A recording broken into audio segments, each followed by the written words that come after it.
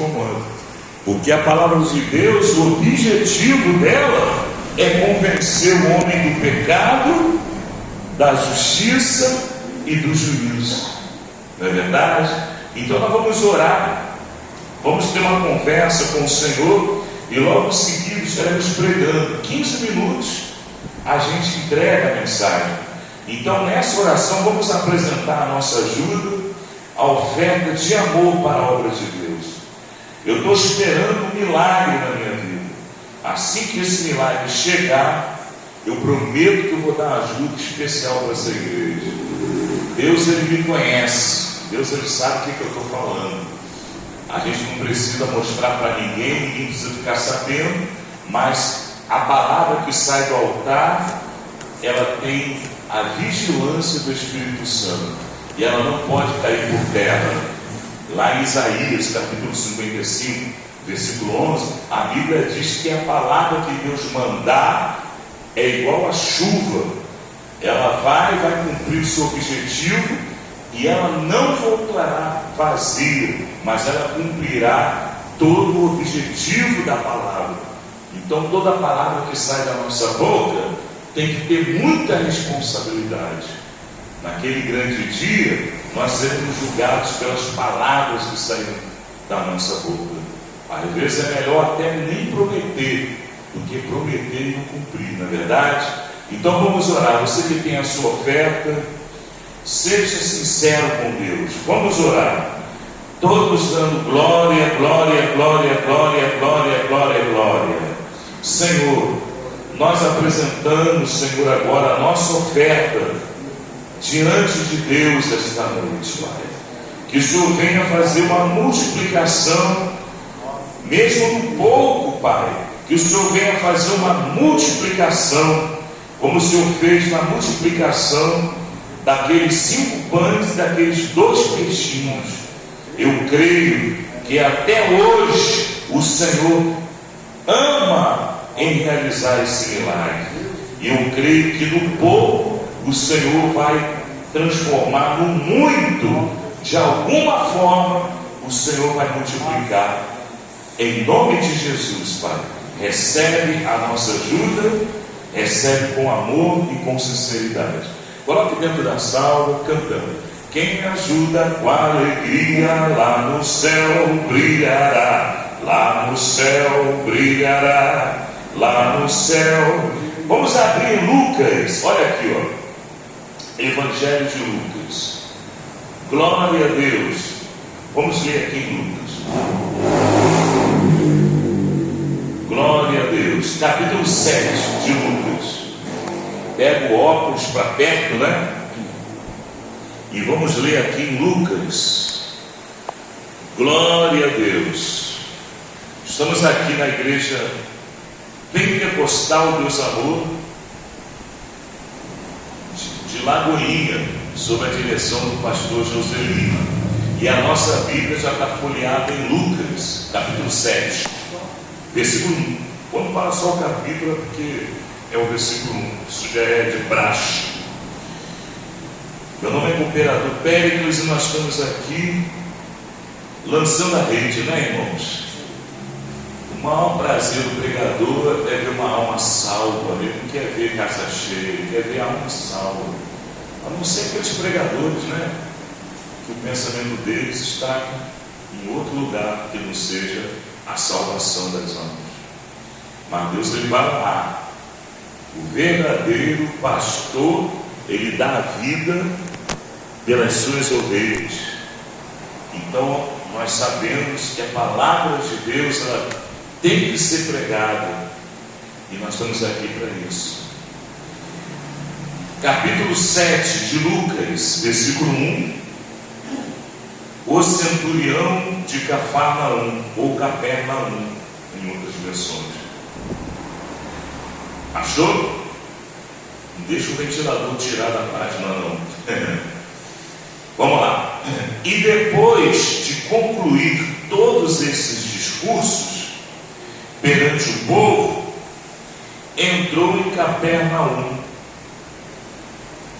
E o servo de um certo centurião, a quem muito estimava, estava doente e moribundo, quer dizer, quase morrendo, né?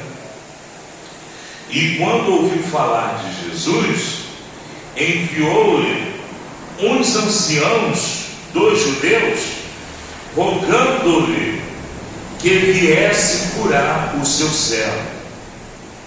E chegando eles junto de Jesus, rogaram-lhe muito, dizendo: é digno de que lhe concedas isto, porque ama a nossa nação, e ele mesmo nos edificou a sinagoga.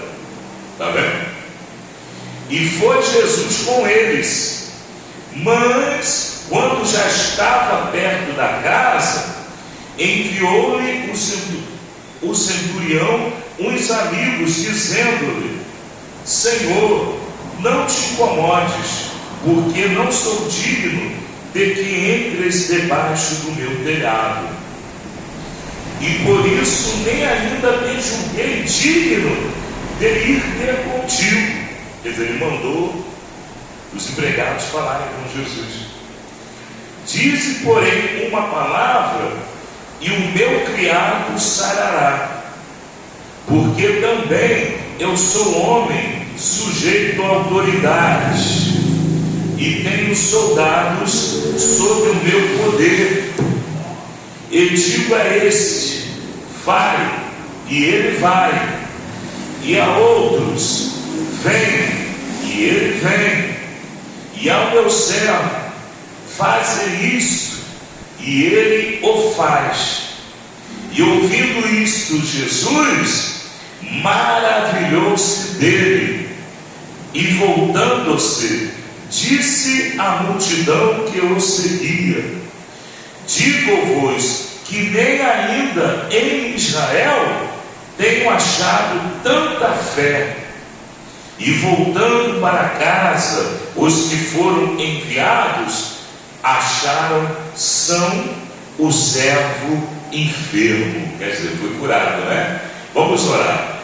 Senhor, meu Deus e meu Pai, 10 minutinhos nós temos disponíveis para pregar essa mensagem. Que o Senhor venha colocar palavras, Senhor, na boca, Senhor, do teu servo, Pai. E que os ouvidos estejam atentos à palavra que for pregada. Em nome do nosso Salvador, Jesus Cristo. Amém. Podeis assentar. Pode bater palmas para o Senhor Jesus. Ele está aqui presente. Quando 2 ou 3 se reúnem. Irmãos, aqui 10 minutos a gente prega. Nós vemos essa passagem que na verdade é um exemplo de humildade. Eu sou sincero com meus irmãos. A minha maior dificuldade é ser humilde. O meu problema é querer sempre achar que os outros são menos importantes do que eu. O meu problema é me colocar acima das outras pessoas. E eu luto com isso. Eu sou sincero. Eu luto com isso. Desde o dia que eu aceitei a Jesus. Eu aceitei a Jesus em 1992. E quando eu levantei a mão, eu sabia o que eu estava fazendo. Eu sabia com o que eu estava mexendo. Em primeiro lugar, eu sabia que eu já não era mais escravo do diabo. E eu tinha que encarar essa realidade. E eu tinha que lutar para que o diabo não pudesse me aprisionar de novo.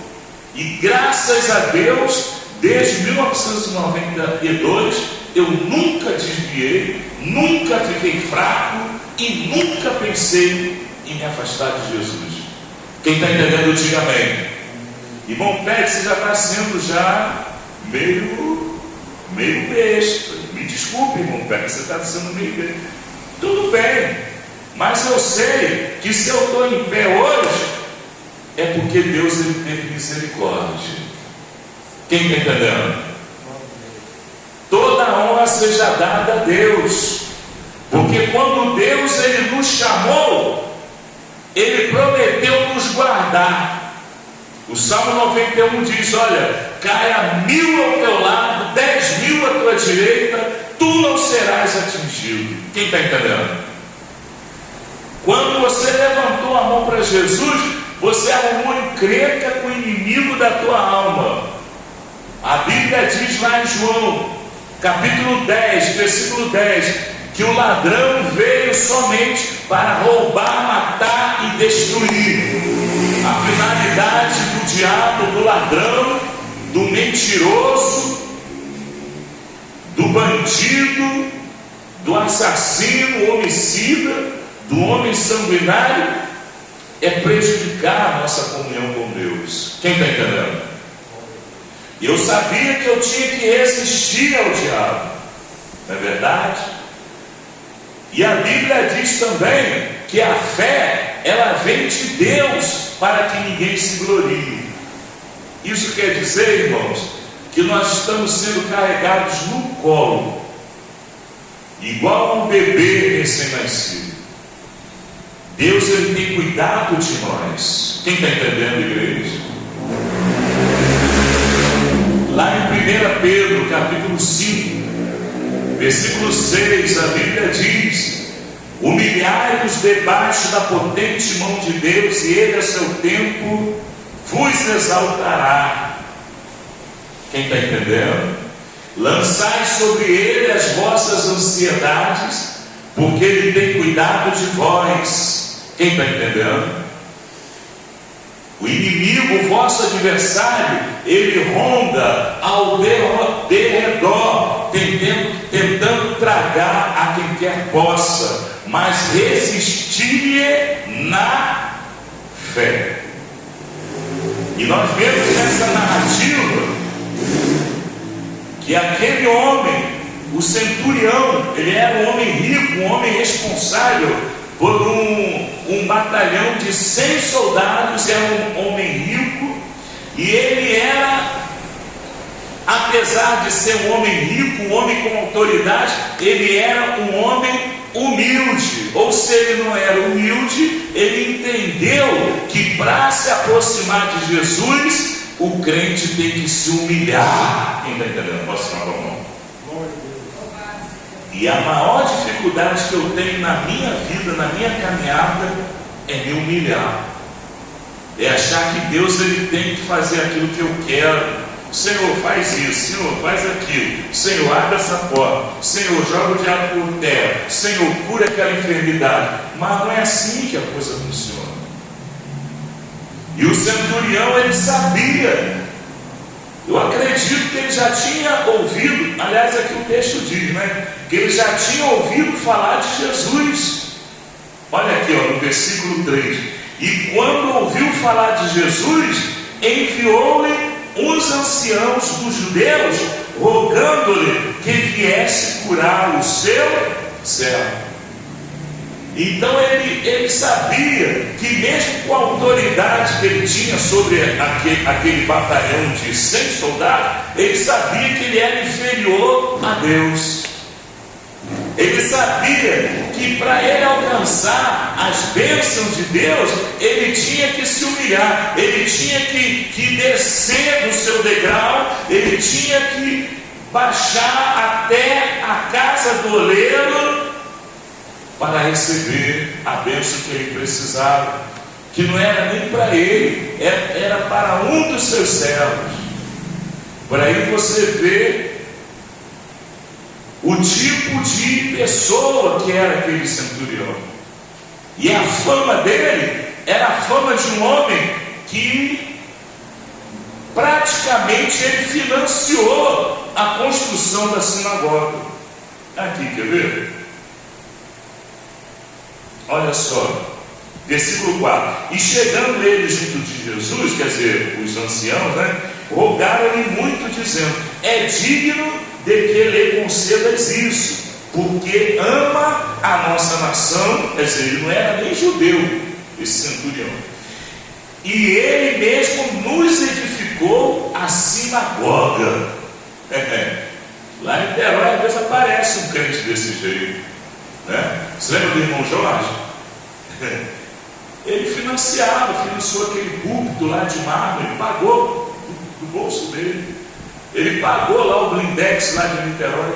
Caravana, quando ia para São Paulo, era ele que pagava. Agora já está na glória ele, né? Não sei se está salvo não, mas eu acho que deve estar na glória. Que Deus o tenha. Quem está entendendo, diga amém. A gente não pode saber, né, irmão? Quem está entendendo, diga amém. E a fama desse centurião era a fama de uma pessoa que ajudava com oferta. Ele, na verdade, ele que edificou a sinagoga. É a mesma coisa, chegar uma pessoa e dizer: olha, vocês querem abrir uma igreja de Deus Amor? Vocês querem abrir na rua principal? Diz aí quanto é que vocês precisam aí. Fala, quanto é que é para construir, para comprar o material? Fala aí que eu pago tudo do meu bolso. Quem está entendendo, igreja? Você sabia qual é o último lugar que o Espírito Santo ele vai converter a pessoa? Você sabe qual é o último lugar? É o bolso. O bolso é o último lugar, o lugar mais difícil para o Espírito Santo penetrar. Quem está entendendo? Mas aquele homem já havia sido convertido. Ele foi convertido no coração, porque apesar dele ser um centurião, apesar dele ter autoridade, ele não maltratava os seus subordinados. Quem está entendendo? Ele amava os seus subordinados. Acho que foi aqui. Glória a Deus. Ele amava os seus subordinados ao ponto de se preocupar e pedir que mandasse um recado para Jesus, porque ele mesmo não tinha, ele não se achava digno de se apresentar diante de Jesus e pedir alguma coisa. A humildade daquele homem era tão grande que ele pediu para alguém interceder no lugar dele. E quando glória a Deus, e quando os anciãos chegaram até Jesus, os anciãos já foram logo dizendo o tipo de pessoa que ele era. Olha, esse homem daí é um homem justo, viu? É um homem digno, que o Senhor venha abençoá-lo. Mas Jesus, ele não se preocupava com isso.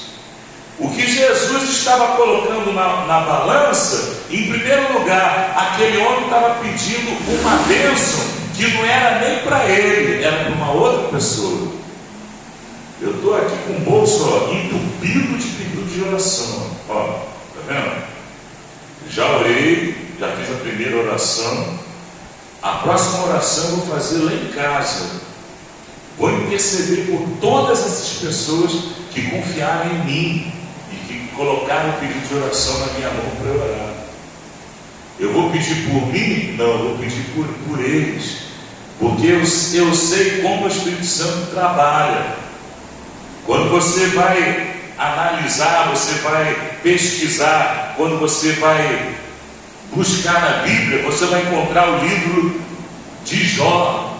Jó era um homem reto, temente a Deus, que se desviava do mal. Mas ele passou por um processo. Durante 7 dias, Jó, ele teve que ficar sentado sobre cinza, se coçando com um capo de telha, e ele não abriu a boca, porque o estado de Jó era deplorável.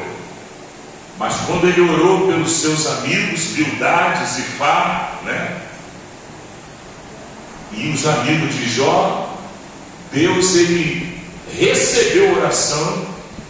E Deus, ele se apresentou diante de Jó em visão, é claro, né? Num redemoinho, e disse: Jó, só porque você orou pelos seus amigos, hoje eu faço cessar o teu cativeiro. Tudo que o diabo roubou, ele vai ter que devolver dobrado. Quem está entendendo?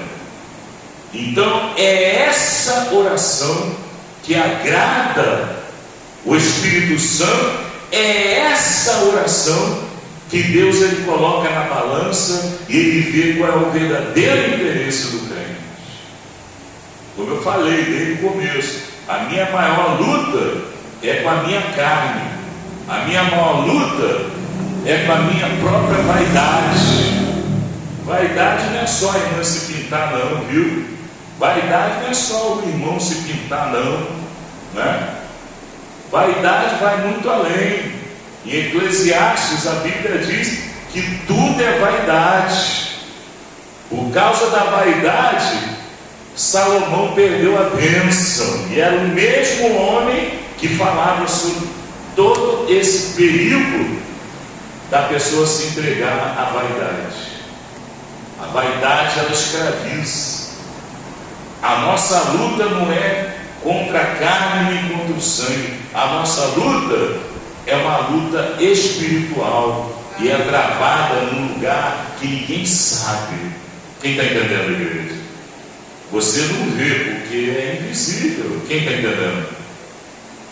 Quando o povo de Israel pelejava contra os amalequitas, quando Moisés levantava a mão, o povo de Israel prevalecia. Quem já leu isso na Bíblia? Mas quando eles se cansavam e a mão baixava, os amalequitas prevaleciam. Aí teve que ficar ali Arão de um lado e Ur, que era o marido de Miriam, do outro lado. Aí segurava as duas mãos de Moisés. E o povo de Israel alcançou a vitória. Qual a diferença faria levantar duas mãos? Ele estava segurando ali uma escopeira? Estava não. Estava segurando ali um míssil balístico? Estava não. Ele estava orando e estava intercedendo, e ele estava clamando a Deus e estava combatendo nas regiões invisíveis. Quem está entendendo, igreja? É algo que a gente não vê, mas Deus ele coloca na balança. Qual é o motivo de você estar aqui hoje? Você veio hoje aqui por que motivo? Você veio empurrado? Você veio obrigado? Eu tenho que ir porque eu tenho que ir à igreja. Não. Ou você veio querendo realmente buscar algo da parte de Deus? Quando você dobra o joelho, qual é a primeira prioridade? É você agradecer a Deus ou você já começar pedindo? Senhor, me dá, me dá, me dá, me dá, me dá, me dá, me dá, me dá. Você não vai conseguir nada. Quem está entendendo? Levanta a mão. Me dá, me dá, me dá. Mas não pede, a Bíblia diz pedir, pedir, pedir, pedir. Tudo bem. Você pode pedir, pedir, pedir. Mas quando eu abro a Bíblia, todo mundo que se aproxima de Jesus, a primeira coisa é glorificar o nome dele. Quem já percebeu? É a receita de bolo para você alcançar as grandes vitórias. Aquele centurião, irmãos, ele sabia de tudo isso. Ele não era judeu, ele não lia a Bíblia, mas ele ouvia falar de Jesus. O apelido que a gente cantou, né? Ela ouvindo falar de Jesus. Quando você ouve a palavra, a tua fé aumenta. Fica toda a igreja de pé. Quando você dá lugar para a palavra de Deus, você vai ver que o efeito que a palavra de Deus faz vai trazer o diferencial nas suas orações. Que quando você dobrar o joelho, você já não vai mais dobrar o joelho já pedindo. Primeiro você vai dobrar o joelho, mas você vai glorificar a Deus, você vai louvar o nome de Jesus, porque a glória de Deus ela só vai descer quando o nome de Jesus for glorificado.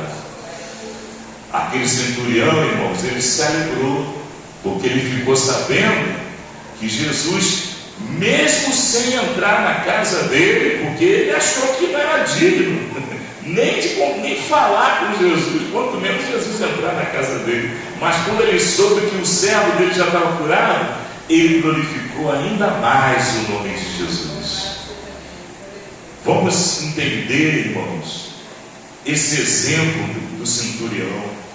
Vamos fazer como se o Espírito Santo, né, ele fosse a prioridade nas nossas orações. Vamos fazer com que os nossos problemas eles sejam colocados na frente do altar de Deus, e ali nós deixamos os nossos problemas na frente do altar, e nós nos afastamos por alguns minutos somente para glorificar o nome de Jesus. Faça essa experiência e você vai colher o mesmo fruto que aquele centurião colheu. Vamos orar? Somos poucos hoje, né? Vamos orar a oração final, amém?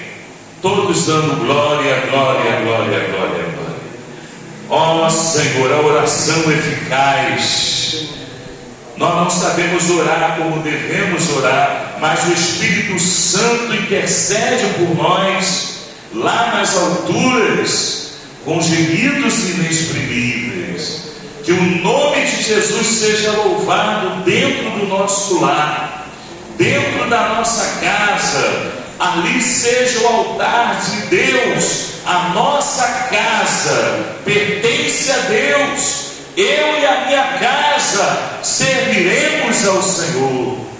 E em vista disso, meu Deus, eu coloco diante do teu altar toda a minha parentela, desde o mais perto, desde o mais longínquo, desde meus parentes em Niterói até os meus parentes, até mesmo lá na Austrália, lá do outro lado do mundo, Pai. Eu coloco na tua mão, meu Deus. Assim como o Senhor curou o servo do centurião, eu creio que o Senhor pode fazer uma obra na minha parentela. Eu creio e eu creio em nome de Jesus. Amém? Quem orou com fé, vamos nos despedir. Irmãos, que Deus abençoe, que Deus guarde, que Deus proteja. Vamos dar a paz. A paz do Senhor Jesus, a paz do Senhor Jesus e a paz do Senhor Jesus. Amém.